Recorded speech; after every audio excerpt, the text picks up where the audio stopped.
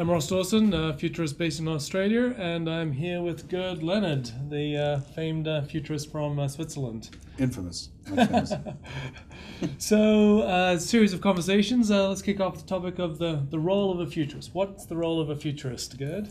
Well, I think the definition is up for grabs, of course, but for me, most importantly, what I do is my work is not about predicting the future or finding out where it's going and then telling others, but to essentially share foresights, basically stuff that you have developed over the time that becomes important. So it's not the Nostradamus, thing, but it's about developing insights into stuff and sharing them. How about you? Well, my usual definition of a futurist is someone who helps people think about the future in order to make better decisions today.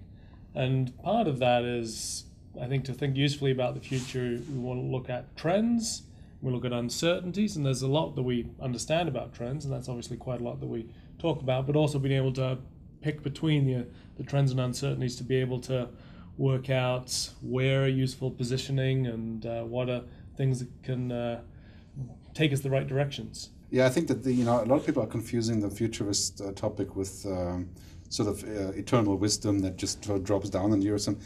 I think that it's important to understand what it really means, and I think that the main thing is that for many of my clients, for example, is that they're really interested in developing stuff that they don't usually have time for. So when you're operating a business, you're thinking about next week, next month, maybe next year, but not 5 years from now. Yeah, right? absolutely. So that's what I'm trying to do, is basically say, okay, 3 to 5 years from now, who are you going to be? What is your business going to be like? And how do you get from A to B? Right? To have a bit more time out of the ordinary. Yeah, absolutely. And I think when organizations engage futurists, it's partly, it is taking the luxury.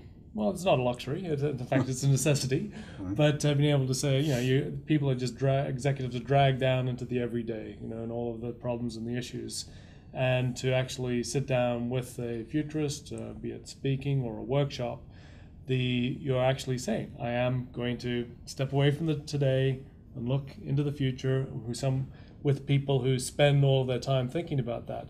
So often I get asked, how do you have the time to keep on top of everything? And well, that's my job. And whilst it's everybody's job in a way, the reality is people do get drawn down into the issues, the management issues of the day.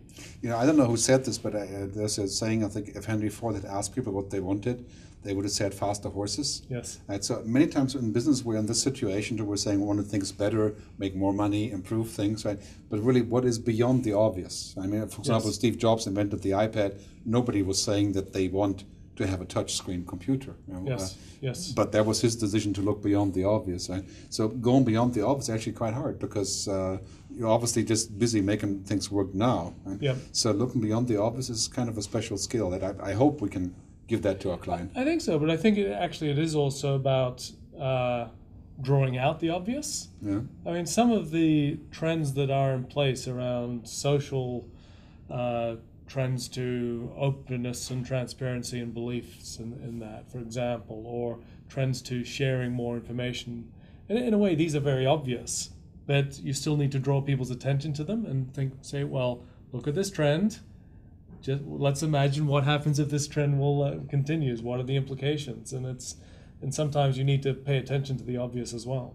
Yeah, it's the obvious, and then there's the there's sort of explicit and implicit kind of thing, right? So you can explicitly look at certain things, but there's implications or assumptions that you haven't reviewed, right? So, for example, when the music industry thinks about 10 years ago, it was quite clear that people wanted to make the shift to digital and to a business model, but they looked in a whole different direction, right? So barking up the wrong tree, like very common problem, right? So you look in this direction because that's what you would like to see, right?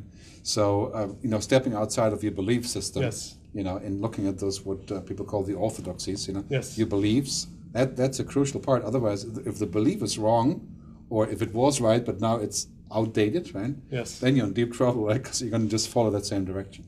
And I think that it's interesting that there are futurists that work inside organizations, and some big corporations have their futures group or their resident futurists at Intel and BT or so on.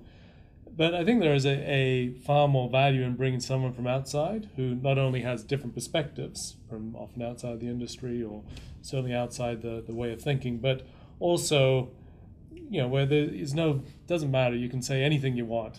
And they may not hire you again, but you can still say whatever you want in order to challenge the current thinking. There's a disrespect that goes with the job, right? Absolutely. You have to be able to say, something that the CEO would never want to hear from an employee without getting fired. And this is the crucial part: is that if there's holy cows, that you can't touch, then everything is walking around those, and then that basically means sooner or later something's going to happen that is not good, right? So being able to put your finger on that's crucial. I think that's our job, right? Yeah. So stick our head into the news and say, Paul.